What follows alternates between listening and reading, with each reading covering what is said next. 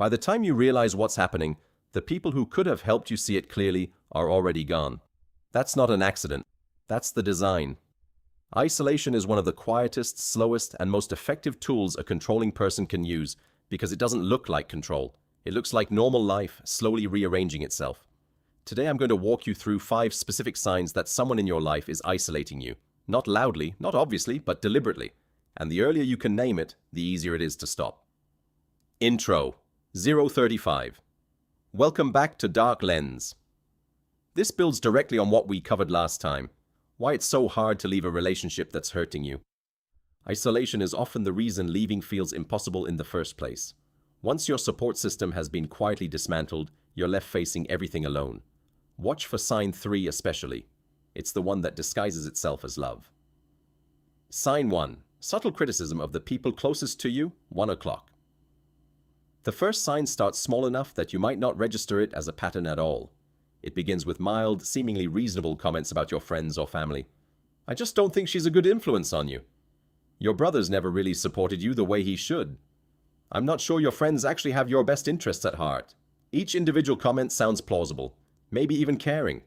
But over weeks and months, these comments accumulate into something much larger, a slow erosion of trust in everyone except the person making the comments. You stop mentioning certain people as often. You start preemptively defending your friends before anyone's even asked. You feel a flicker of guilt for spending time with people who, deep down, you know, are genuinely good for you. If someone in your life consistently chips away at your trust in the people who care about you, ask yourself, what does this person gain if I trust them less? Sign 2. Manufactured inconvenience around seeing other people, 2:15. The second sign is more active than the first. It's not just words now, it's logistics. Suddenly the timing never works. A get-together with friends always seems to land on a day when something urgent comes up. A visit to family always seems to trigger an argument the night before, leaving you too exhausted or upset to go. This is rarely a coincidence repeated that many times. It might look like sudden plans that conflict with yours. It might look like guilt-inducing comments right as you're about to leave. I guess I'll just be here alone again. It might look like a crisis that conveniently appears whenever you have plans that don't include them. The pattern to notice isn't any single incident, it's the frequency. If spending time with other people in your life keeps becoming difficult in ways that trace back to one consistent source, that source is the pattern, not bad luck. Sign 3. Framing isolation as deeper love or loyalty, 3:30. This is the sign I asked you to watch for. It's the most dangerous because it doesn't feel like loss, it feels like being chosen. I just don't need anyone else when I have you. You're the only person who really understands me. Why do you need anyone else? What we have is enough. Other people just complicate things. This language is designed to reframe isolation as intimacy. Needing fewer outside relationships gets repositioned as evidence of how deep and special your connection is. But healthy love does not require shrinking your world. People who genuinely care about you want you to have other relationships, other support, other sources of joy, because they want you to be a whole, supported person, not a dependent one. If isolation is ever framed as proof of love, that is precisely backwards. Real love expands your life. It does not need to be the only thing left in it. Sign 4. Your other relationships start to feel like a betrayal, 4:45.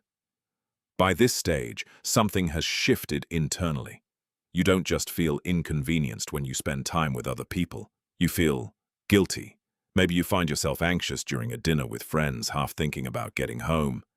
Maybe a phone call with your family leaves you feeling like you've done something wrong, even though nothing wrong happened.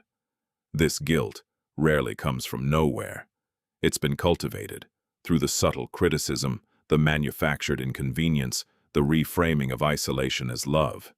Each layer builds on the last until your own nervous system starts doing the isolating work automatically, without anyone needing to say a word. If maintaining a relationship that used to feel easy now feels like you're sneaking around or doing something wrong, pay close attention to where that feeling came from. Guilt is supposed to signal that you've actually done something harmful. It is not supposed to fire just because you spent an afternoon with someone who loves you. Sign 5. You realize your support system has quietly disappeared, 6 o'clock. The 5th sign isn't a behavior to watch for.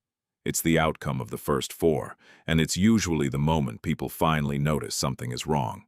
You go to call someone and realize you haven't spoken in months.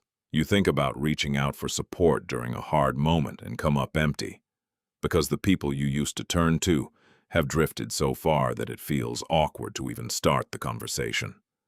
This is the most dangerous stage because it's also the stage where you have the least outside perspective left to help you see what happened. The very people who might have noticed the pattern early are the people who are no longer close enough to say anything. If you notice this happening, even partially, even early, that noticing is valuable.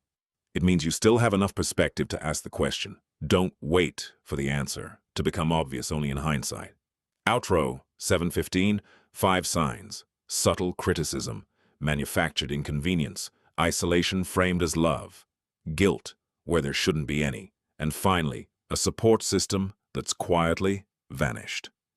None of these signs prove malicious intent on their own. People get busy. Relationships naturally shift over time, but when multiple signs appear together, consistently around the same person, that pattern deserves your attention. The people who care about you most should make your world feel bigger, not smaller. If someone in your life is doing the opposite, that is worth examining closely, for your own sake, and for the sake of the relationships you still have left to protect. If this helped you see something more clearly, share it with someone who might need it, and subscribe to Dark Lens, because next week we go somewhere completely different, inside the psychology of how cults recruit people who never thought they'd fall for anything like that. Take care of yourself. I'll see you next time.